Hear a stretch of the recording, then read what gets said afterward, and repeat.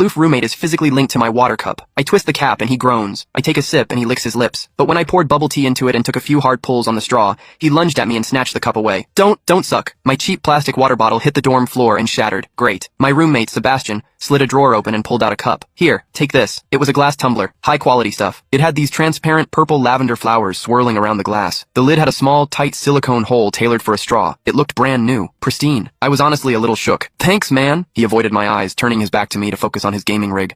I carefully twisted the lid open. Immediately, a suppressed, low groan came from Sebastian's direction. I poured some warm water in and took a sip. Sebastian sucked in a sharp, jagged breath. His hand on the mechanical keyboard trembled, his fingers slipping off the keys. He licked his lips, looking like he was enduring some kind of torture or intense pleasure. His lips were thin, the Cupid's bow sharp like a knife. Looking at them made me want to bite them. Yeah, okay, I admit it. I'm into Sebastian. I swear to God, before I met him, I was the straightest guy in the state. After high school, my only plan was to get to college and bang a hot, bubbly cheerleader. But the moment I walked into this dorm and saw Sebastian, that plan went out the window. 4 years of college and he's the only one I want to mess around with, but I couldn't tell him. No way. I was terrified that if I spilled my guts, we wouldn't even be friends anymore, because Sebastian is straight, like painfully straight. Only 2 weeks ago, he turned down a senior, a varsity swimmer, total stud, who asked him out. After that, Sebastian came back to the room and sat at his desk with a face like thunder for hours. The guy must be a raging homophobe. Maybe it was because the cup was a gift from my crush, but that warm water tasted sweeter than usual. It had a weirdly good aftertaste. I grabbed a straw from my desk and shoved it deep into the hole on the lid. The second I did, a strangled moan ripped out of Sebastian's throat. He bolted up and sprinted into the bathroom. Weird. We were just gaming. Why the hell did he suddenly need a shower?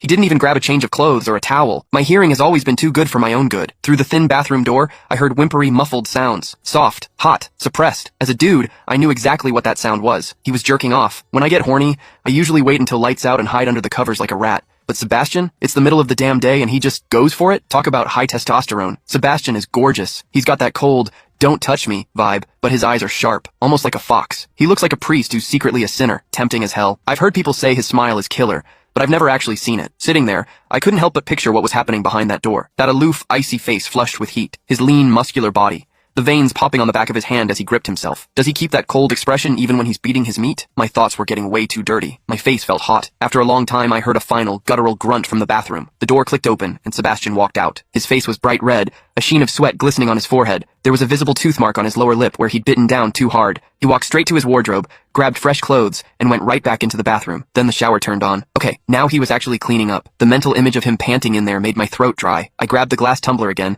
and chugged a few large gulps. The water in the bathroom stopped, then started again. It took him forever to come out. When he finally did, he looked at me with this weird, resentful glare. Strange. Was I imagining things? Sebastian sat back down to game, and I poured myself another refill. I wasn't really thirsty anymore, but I began chewing on the plastic straw out of habit, lazily sipping every few seconds. The AC was blasting, freezing the room, but the